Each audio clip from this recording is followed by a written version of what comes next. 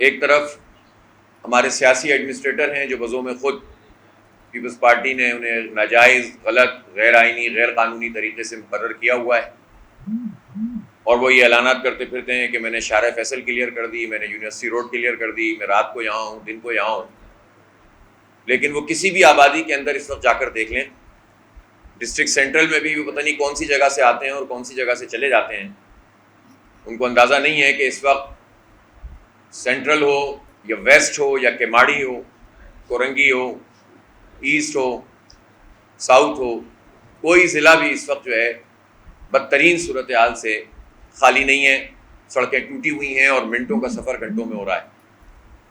کوئی روڈ آدمی کو بعض اوقات زچ ہو جاتا ہے کہ کہاں سے جائے کہ اپنی منزل پہ پہنچ سکے جہاں پر کوئی اپوائنٹمنٹ ہوتا ہے، اور لوگوں کے اندر ایک فرسٹریشن پیدا ہو رہی ہے. پہلے ایم کیو ایم تھی، اب پاکستان تحریک انصاف بھی. ان کا بھی سمجھ میں نہیں آتا. ایک پٹیشن اس لیے ہے کہ الیکشن کرائے جائیں ہائی کورٹ میں، اور دوسری پٹیشن اس لیے فائل کر رہے ہیں کہ الیکشن نہ کرائے جائیں. تو یہ تو ہائی کورٹ اور سپریم کورٹ کا ہی کام ہے کہ وہ دیکھیں کہ ایک پارٹی اس طرح کی حرکت کیوں کر رہی ہے، اور دوسری طرف ایم کیو ایم یہ کر رہی ہے اور پیپلز پارٹی جس طرح پورے کراچی کے لوگوں کے ساتھ کھیل رہی ہے اسی طرح سے وہ اپنا کام کر رہے ہیں، اور ان کی کسی چیز میں جو ہے کوئی فرق نہیں پڑ رہا. ہم یہ سمجھتے ہیں کہ ان تمام پیسوں کا حساب ہونا چاہیے.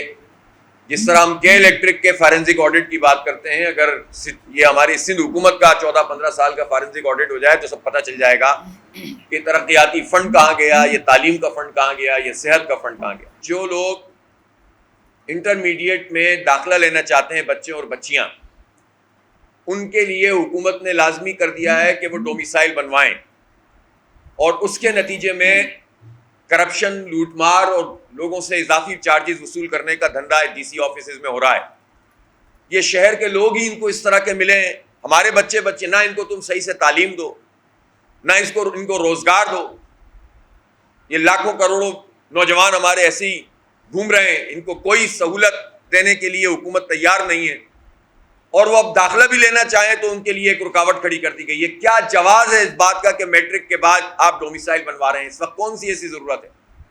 انٹرمیڈیٹ کے بعد تو بات سمجھ میں آتی ہے کہ چلیں اس وقت اس فیز میں ہوتا ہے آدمی کہ وہ خود اب شناختی کارڈ بننے کی عمر میں جا رہا ہوتا ہے، لیکن میٹرک کے بعد ڈومیسائل بنانے کی کیا توک ہے اس وقت؟ اور آپ کو ڈومیسائل کی اتنی پرواہ کب سے ہو گئی؟ آپ تو ویسے ہی جعلی ڈومیسائل کی فیکٹریاں لگائی ہوئی ہیں. آپ نے 2 نمبر کام کی فیکٹریاں لگی ہوئی ہیں اس وقت سندھ میں. سب کو معلوم ہے کہ اس وقت سندھ حکومت کی کیا پرفارمنس ہے. مرتضیٰ وہاب تو ایک سامنے کی شکل ہے، پیچھے جو دھندا ہو رہا ہے ہمیں معلوم ہے. لیکن انتخابی اعتبار سے تو بہت واضح طور پر، اور میں حیران ہوں کہ الیکشن کمیشن اس کا نوٹس کیوں نہیں لے رہا. اسی سے ان تمام خیالات کو تقویت ملتی ہے کہ الیکشن کمیشن سندھ میں پیپلز پارٹی کا ایک ایکسٹینشن ہے.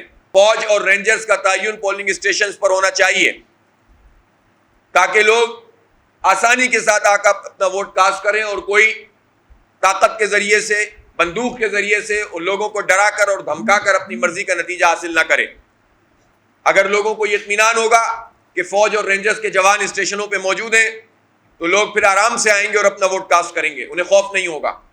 اس لیے ہمارا یہ آئینی اور جمہوری مطالبہ ہے کہ فوج کا تعین ہونا چاہیے.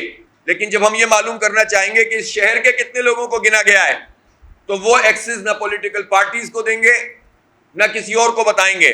اس کا مطلب یہ ہے کہ فردن ہماری انٹری کر بھی دیں گے تو ٹوٹل نمبر میں دھاندلی کی جائے گی، اور یہ کسی صورت قابل قبول نہیں ہے. جو لوگ بھی اس جرم کے اندر شریک ہیں ان کو یہ بات پتہ چل جانی چاہیے کہ اب کراچی جاگ چکا ہے.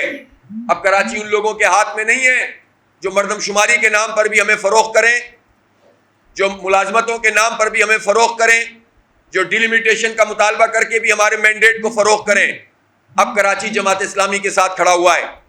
اس لیے اگر اس مردم شماری میں دھاندلی کرنے کی کوشش کی گئی تو اس کی مزاحمت کا کوئی لیول نہیں ہوگا. میں آپ کو بتا رہا ہوں، ہم ہر وہ طریقہ اختیار کریں گے کہ جس میں اپنا حق منوا سکیں.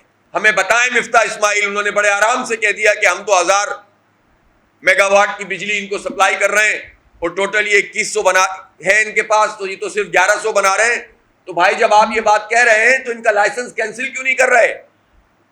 ایسی کیا طاقت ہے ان کے پاس کہ جس میں نون لیگ بھی ان کے خلاف کچھ نہیں کرتی، پی ٹی آئی بھی نہیں کرتی، پیپلز پارٹی بھی نہیں کرتی، اور ایم کیو ایم تو ہے ہی ان کے ساتھ. تو یہ ساری پارٹیاں ابراج کیپٹل، ابراج گروپ، عارف نقوی کے ساتھ مل کر کراچی کے لوگوں کا بیڑا غرق کرتے رہے ہیں. اسی طرح سے 100 ارب روپے سے زائد سوئی گیس کے پیسے کھائے بیٹھے، اور خود مفتاح اسماعیل کہتے ہیں کہ بغیر ایگریمنٹ کے ہم ان کو گیس بھی دے رہے ہیں اور بغیر ایگریمنٹ کے این ٹی ڈی سی سے ان کو بجلی دے رہے ہیں. بغیر ایگریمنٹ کے دیں یا ایگریمنٹ کے ساتھ دیں، کراچی کو بجلی دینے میں ہمیں کوئی پریشانی نہیں، زیادہ دیں لیکن اس ریٹ پر دیں جس ریٹ کے اوپر آپ ان کو فراہم کر رہے ہیں. آپ ان کو بجلی فراہم کریں ہائیڈل پاور کی بنیاد پر، اور یہ ہم سے چارج کریں آئل کی بنیاد پر، اور فیول ایڈجسٹمنٹ چارجز بھی نیپرا اور حکومت مل کر ان کو فراہم کر کے کراچی کے شہریوں پر مزید شبخون مارے، 11 ارب روپے پر یونٹ اضافہ کر کے دے دیں. یہ کسی صورت قابل قبول نہیں ہے. اگر وہ فری بجلی دے رہے ہیں تو درمیان میں ایک کمپنی رکھنے کی ضرورت کیا ہے؟